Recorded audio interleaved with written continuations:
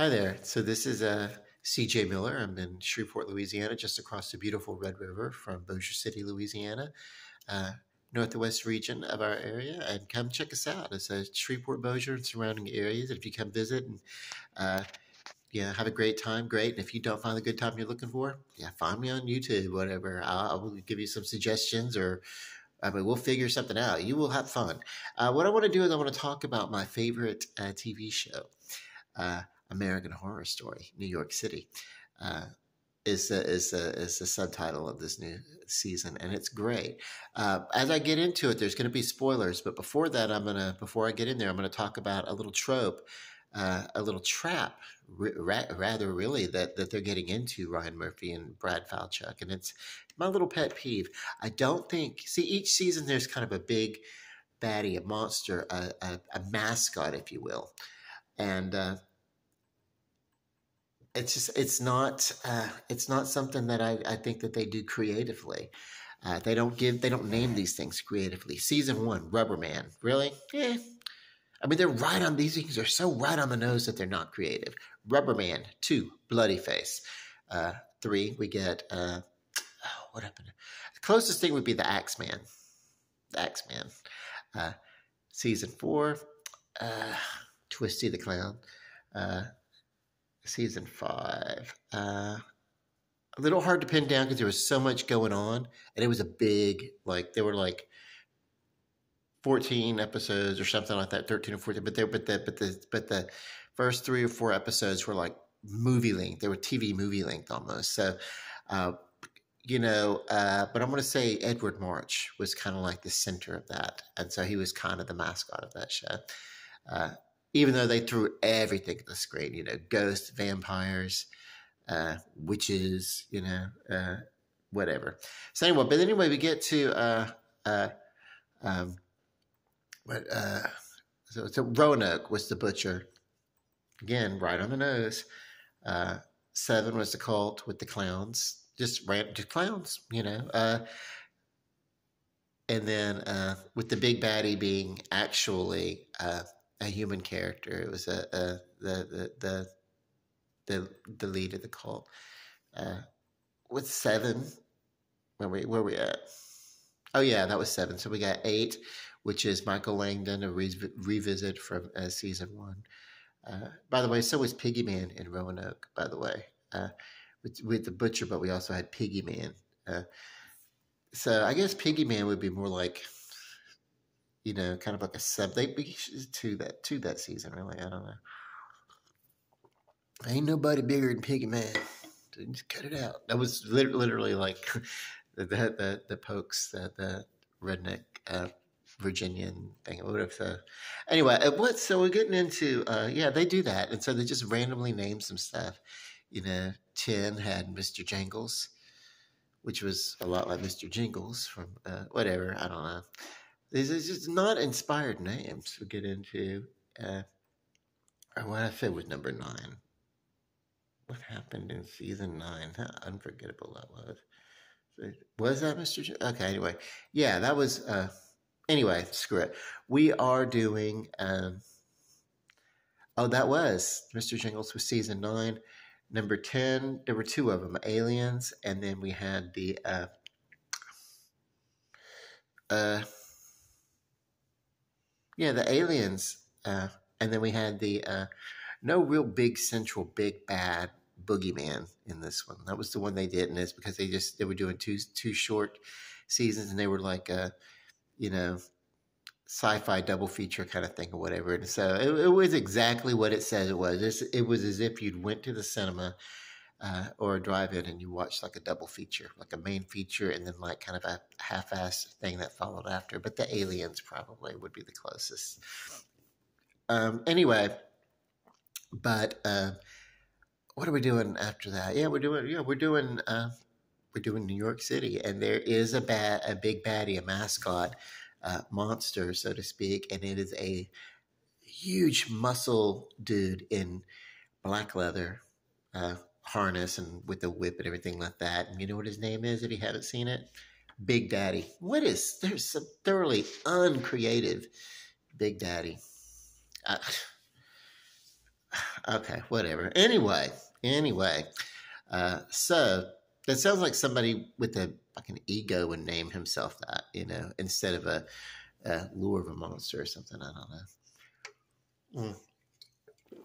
Yes, if you've noticed, I'm drinking coffee and I'm drinking a diet soda. If I have, sit here and do this video, uh, which I need to do. Okay, so this season, it's obviously it's going to feature gay men in the village who have like a distinct masculine look. So it's not necessarily diverse within this, but it is at a time when people who were living out, you were doing,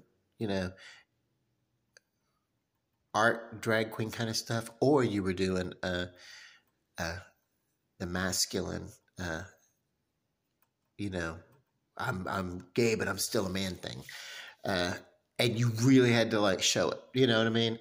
I do. I was a kid, but even I could pick up on that. And I wasn't in the village, but I mean, just like you just that was the representation, the stereotypes of the day or whatever. And I don't know.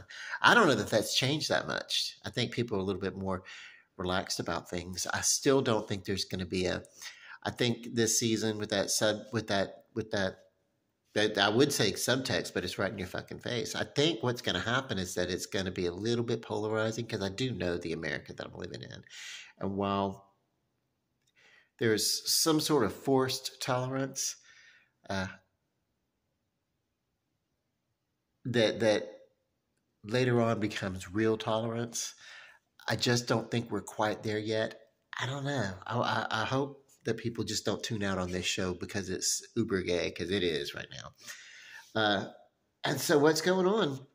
There's a serial killer targeting gay men in the village. And if that sounds a lot like William Friedkin's turn of this genre in 1980s Cruising, the movie called Cruising, based on the novel. And I read the novel, and then I also saw the movie. The movie's brutal to watch. The novel's brutal to read. But if you watch that movie, it's like, yeah, it's. And that's the vibe that we're getting with this movie. And then, of course, it's this big daddy guy. He shows up randomly as people are cruising in a park, and instantly you start thinking he is a killer. I don't know that he is. I don't know that he is. They say that he's dead. One of the characters says there's a artsy photo guy, and he's like, that's how they found the photo on a wall in a club or a bathhouse or something like that. They're like, oh no, yeah, we know the guy. He was done by this trendy photographer in the village, and so they go see him, and it's like, yeah, we photographed him, but we think that he's dead. Is he dead? I think it's weird because Zachary Quinto and then the other guy plays his partner. Zachary Quinto used to be a pornographer turned art connoisseur to a very specific clientele. I think it's going to end up that he wants to do snuff films. That's what I think is going on there on that particular. They haven't done it yet, but I think they're going to spin off in that direction if my senses are tingling in the right direction. So what I think is going on is that he speculated and said that the guy's dead, but somehow he randomly shows up. And he's not spoken to, or he's not addressed, or anything like that. He's screamed at and run away from, but he's outside of this photographer place, and it's like, but the photographer that's doing it doesn't know that he's there. So why would he be right outside the door? And it appears at one point that Zachary Quinto might notice him, but I don't think. It could be a ruse, and I think what's going to happen is we're going to find out that this guy's a phantom. He's a ghost or something like that. I don't know. We haven't done. There's another plot that's going on. It's not all about the gay people, except mostly is.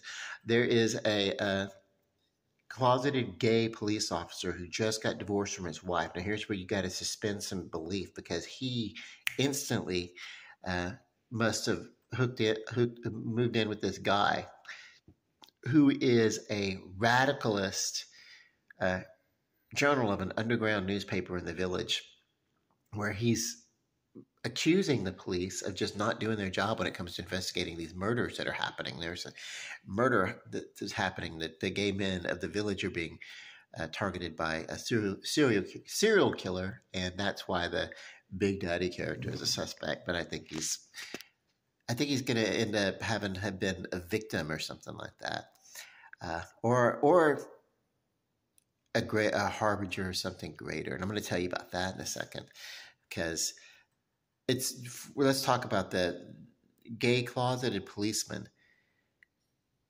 trying to have a domestic partnership with the radicalist. That probably is not something that would happen.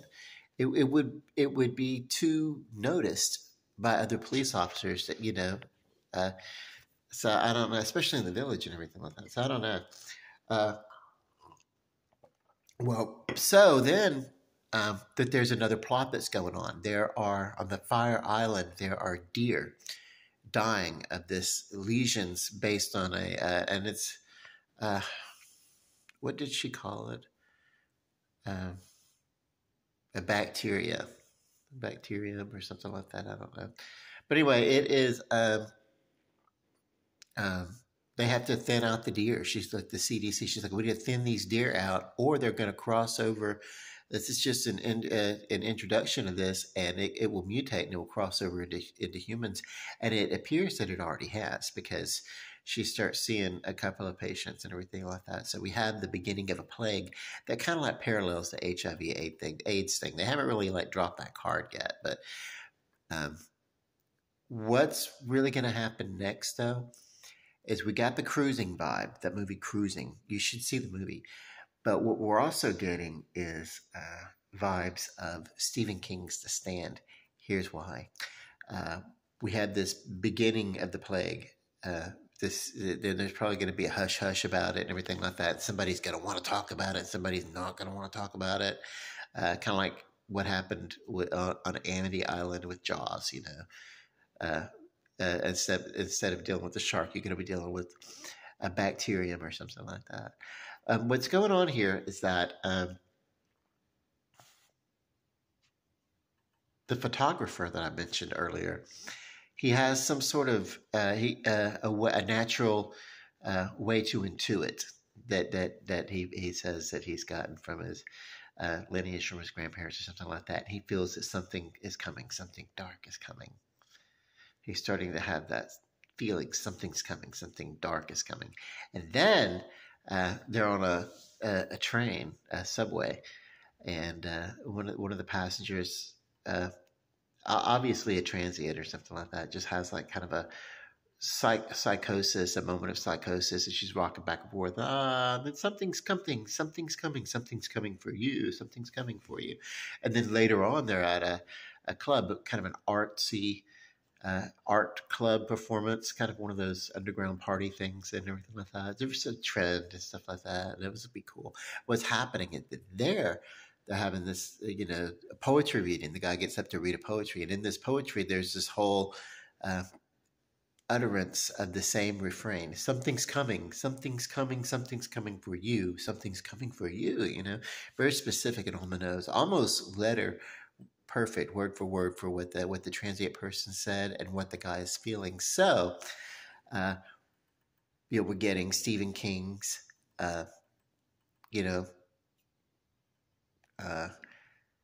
schizophrenic and people who have intuition are starting to get visions of something dark that's coming.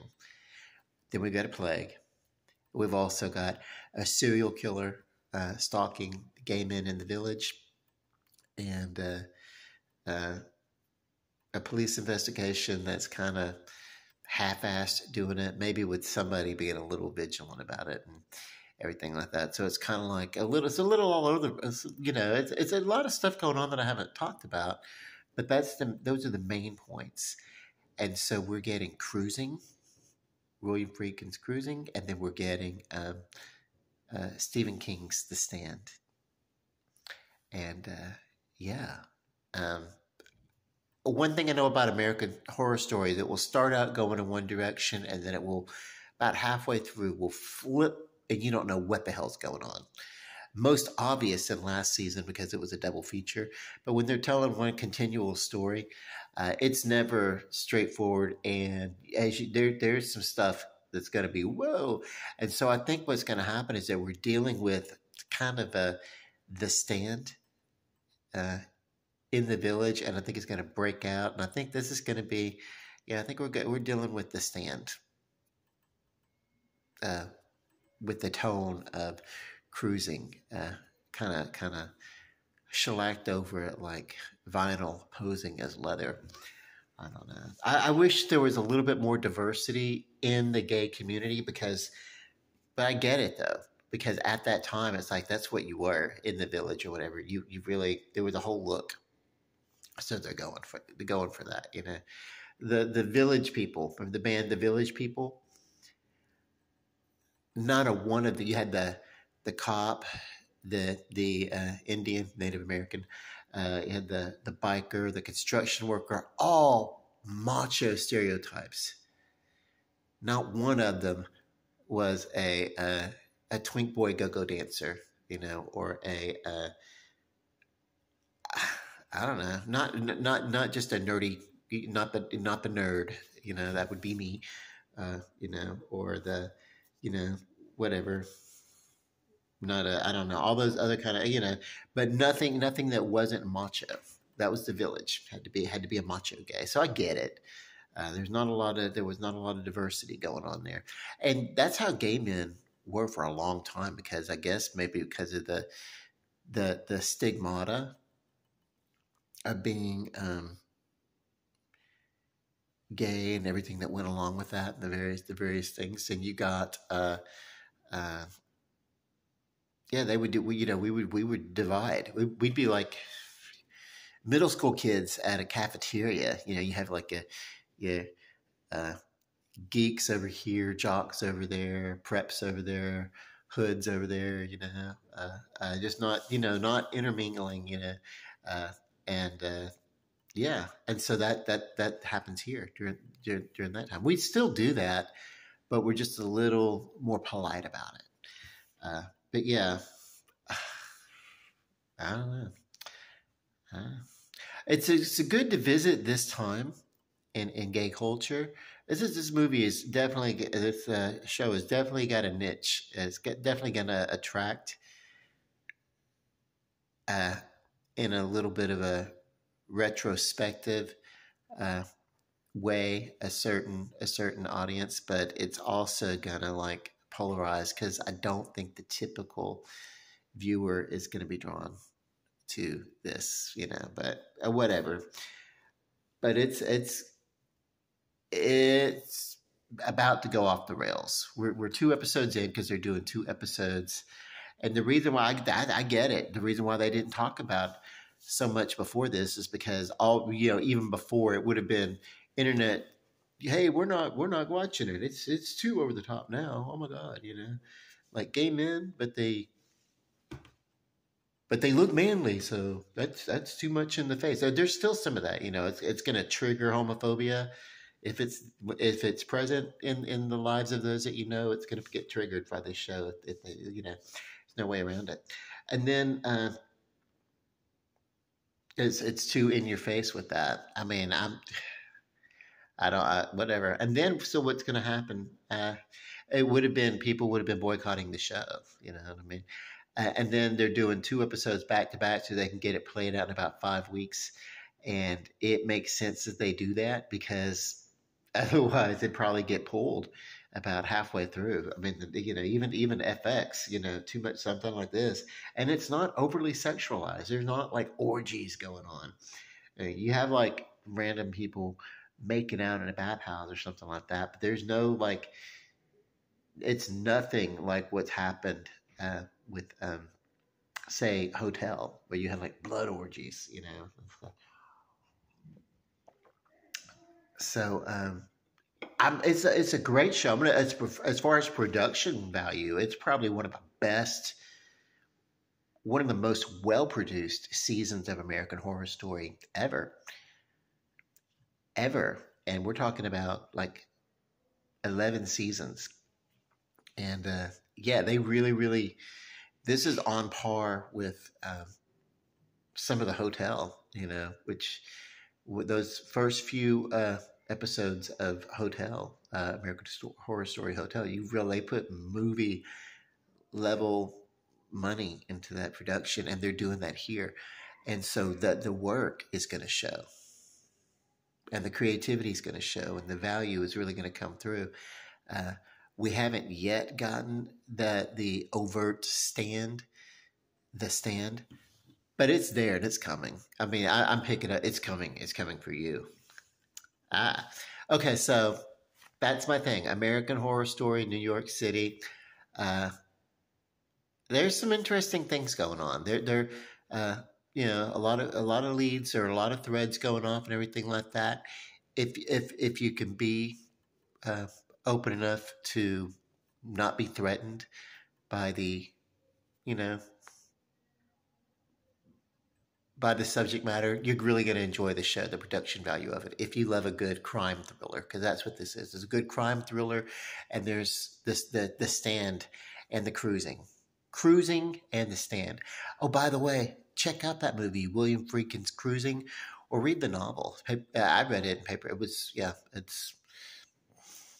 very important because it was one of the first times that gay men got like representation in cinema, not being the comic relief or that sissy type character, of the flamboyant, Hotel belle clerk who has no interest in women and well, occasionally raises an eyebrow to a curled bicep of someone as he's picking up his package, his suitcase or whatever, like making the little wisecrack or whatever.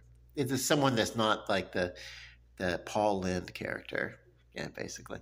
So anyway, it was kind of like it went in and kind of like did gay leather culture, and that's kind of what's going on here. I'm not into that whole leather thing or whatever. I'm such a boring person. But anyway, yeah, go check it out. Check out check out Cruising. Check out The Stand. Give it a read, or watch either one of the two series, because you need to reference that because it's coming. It's coming. It's coming for you.